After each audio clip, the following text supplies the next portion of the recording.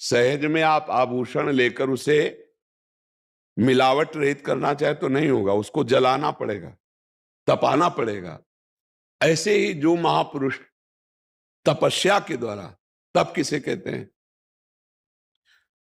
तप का तात्पर्य जिससे काम है, क्रोध है, लोभ है, मोह है, ये हमारे हृदय में आकर हमको जलाते हैं और उनको हम सह जाते हैं, काम, क्रोध, लोभ, मोह, मद को। इसे तपस्या कहते हैं। और अगर हम उनके अनुसार चेष्टा करते हैं, उसे विषयी पुरुष कहते हैं। विषयी पुरुष सदैव दोषी रहता है और जो इन विषयों के वेग को सह लेता है उसे ही महात्मा कहते हैं। देखो भगवान कह रहे हैं गीता जी में, यम ही न व्यथ्यन्त्येते पुरुषम पुरुषर्षभ सम दुख सुखाधीरम स्वमृतत्वाय कल्पते। हे अर्जुन, जो इन वेगों के व्यथा से व्यथित नहीं होता, सह जाता है, वो अमृत पद का अधिकारी। अमृत माने निर्दोष ब्रह्म स्वरूप हो जाता है। उसका शरीर भी ब्रह्ममय हो जाता है, क्योंकि शरीर से पाप नष्ट, मन से पाप वासना नष्ट, बिल्कुल भगवदाकार वृत्ति। तो संत जन इतने निष्पाप हो जाते हैं कि दरस परस अघनाश। गोस्वामी तुलसीदास जी ने भी लिखा है, संत दरस जिमि पातक टरई। तो क्या सबके दर्शन से पाप नष्ट होते हैं? क्या है तो वही शरीर, उनके दर्शन से क्यों पाप नष्ट होते? क्योंकि उन्होंने अपने शरीर को, अपने मन को निष्पाप कर लिया है। जैसे चना का, गेहूं का दाना कहीं भी डाल दो, जल और मिट्टी के संयोग से अंकुरण होगा और वो जग जाएगा, लेकिन भून के डाल दो, नहीं होगा ना, निर्दोष हो गया, अब उसमें अंकुरण नहीं होने वाला। ऐसे ही संत का मन और संत का हृदय भुना हुआ चना है। जित संग दोषा, कितना भी पास में भोग सामग्री हो, संत हृदय जिम उपज न कामा, ऊसर बरसई तृण नहीं जामा, संत हृदय जिम उपज न कामा। तो जहां कामना ही नहीं है वहां पाप ही नहीं है, और जो पाप नहीं है तो निर्दोष है। ऐसा नहीं हो सकता कि निर्दोष नहीं हुआ जा सकता। अगर निर्दोष ना हो तो भगवत प्राप्ति हो ही नहीं सकती। आप लोग खुद देखिए, आपकी भावना जब किसी संत की निर्दोष स्थिति पर पहुंचती है तो आप सीधे बोल देते हैं, ये मनुष्य नहीं, ये तो साक्षात भगवान है। बोल देते हैं ना? क्यों बोल देते हैं? क्योंकि वास्तविक अब उनका शरीर, उनकी वाणी, उनका मन, उनकी चेष्टा भगवान में तन्मय हो गई। तो जो दोष था जीवत्व का, शरीराभिमान का, वो नष्ट हुआ, तो साक्षात संत और भगवान एक हो गए।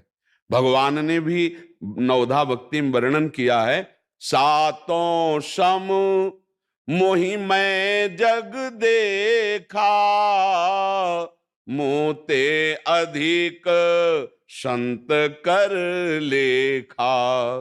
सातवीं भक्ति है कि सब में मेरे को देखे, लेकिन संत को मेरे से भी अधिक देखे। क्यों?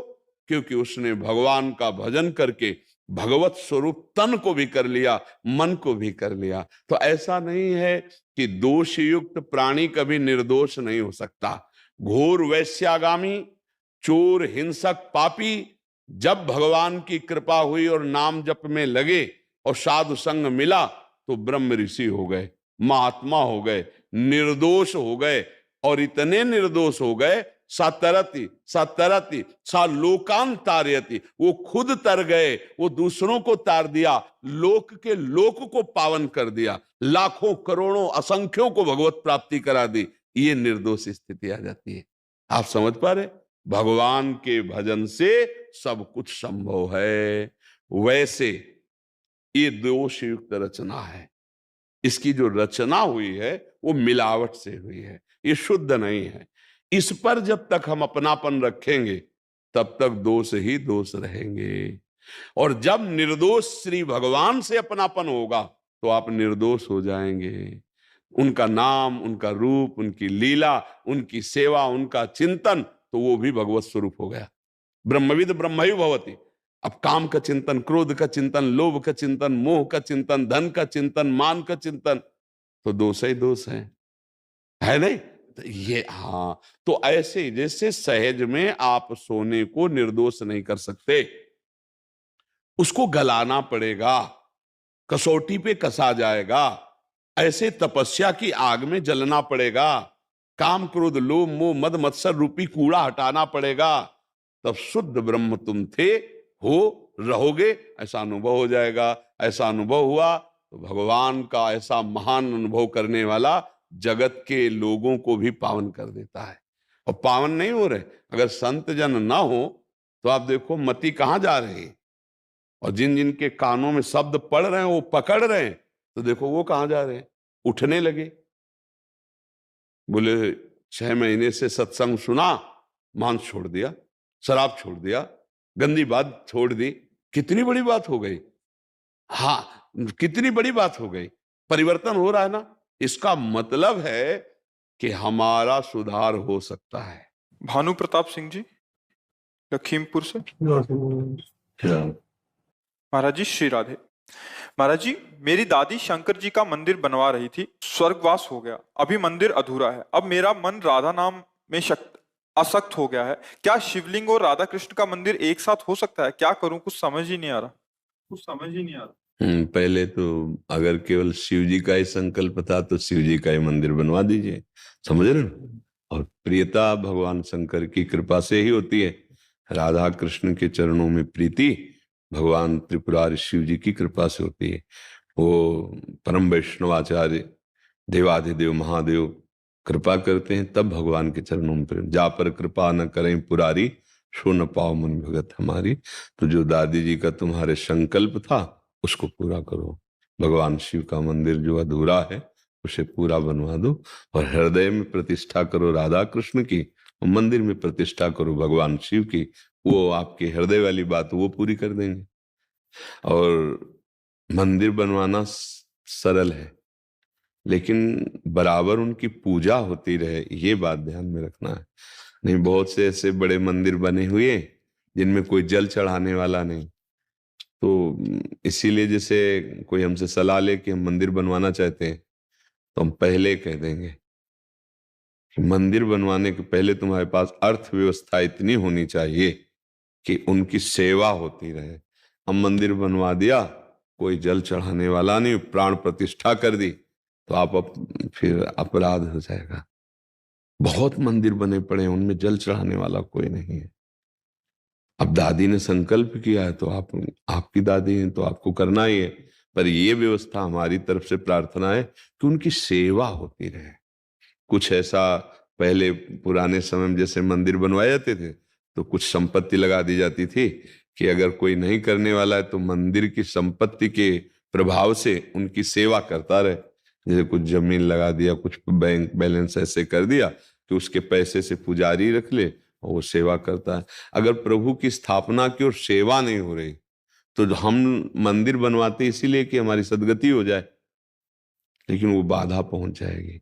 मान लो प्रभु का, राधा कृष्ण का श्री विग्रह आप विराजमान कर दो, अब उनकी पोशाक है, उनको नित्य सेवा भोग राग है, ये सब ना हो तो फिर अपराध लगेगा। अच्छा, महादेव जी ऐसे देवता हैं कृपालु कि एक लोटा भर जल चढ़ा दो, अकौड़ा का फूल, धतूरे का फल, उनको शिव संतरा ऐसे देवादिदेव महादेव कि फल काहे का, बोले धतूरे का भारी जहर, धतूरा ले पत्ता, बेल पत्ता, जल चढ़ा दो, प्रणाम कर लो, इतने में वासुतोष है, इतने में प्रसन्न हो जाते हैं। तो ये जरूर होता है कि शाम के दीपक जले और दिन में एक बार उनका जलाभिषेक ही हो जाए। अगर प्राण प्रतिष्ठा करवावे तो फिर इतनी सेवा का विधान सोचते रहना, होता रहे ऐसा भाव बना लेना। बहुत छोटा बनवा रहे होगे ना? नहीं, बड़ा है। बड़ा तो फिर कुछ बड़ा, धन को क्या कहते हैं, अमाउंट। हाँ हाँ, थोड़ा सा ऐसा कुछ जमा कर ले कि शिव जी के नाम का भैया, जो अगर हम ना रहे तो कोई न कोई ऐसा करता रहे कि सेवा करता रहे। नहीं, मंदिर बनवाने में फिर अपराध लग जाता है। अगर वहां ठाकुर सेवा न हो तो फिर जैसे अब सेवा सुविधा नहीं, ठाकुर जी विराजमान है और पशु पक्षी अंदर, जैसे स्वान कुत्ता आदि अंदर घुस रहे, और वो तो हमें लगता है भारी अपराध की बातें हैं।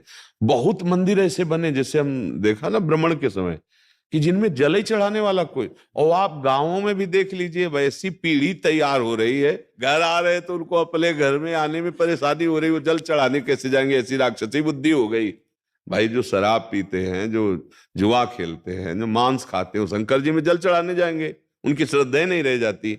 तो अब वो बुजुर्ग लोग तो बना के चले गए, अब उनमें चढ़ाने वाला, जल चढ़ाने वाला कोई नहीं। तो इसीलिए हमें लगता है कि मंदिर आज बहुत विवेक पूर्वक बनावे और उनकी सेवा का विधान कर दे कि जो भगवान के भाई प्राण प्रतिष्ठा की है ना, प्राण प्रतिष्ठा का मतलब होता है कि हमने मंत्रों के द्वारा आह्वान करके भगवान को विराजमान कर दिया। अब हम जैसे सुबह दोपहर शाम भोजन पाते हैं, ऐसे वो प्राण प्रतिष्ठित शिव हैं। तो कम से कम चलो वो महादेव हैं, तो एक बार जल चढ़ जाए, एक बार भोग लग जाए, एक बार आरती हो जाए, इतना तो हो ही जाना चाहिए कि रोटी दाल सब्जी जो बने दोपहर में एक बार उन तक थाली पहुंच जाए, सुबह जल चढ़ा दिया और शाम के आरती कर दी, कुछ थोड़ा मीठा आदि का भोग लगा के। अगर इतना नहीं है तो मुझे लगता है फिर मंदिर नहीं बनवाना चाहिए, प्राण प्रतिष्ठा नहीं करानी चाहिए, नहीं तो अपराध बनता है। ठीक है ना जी।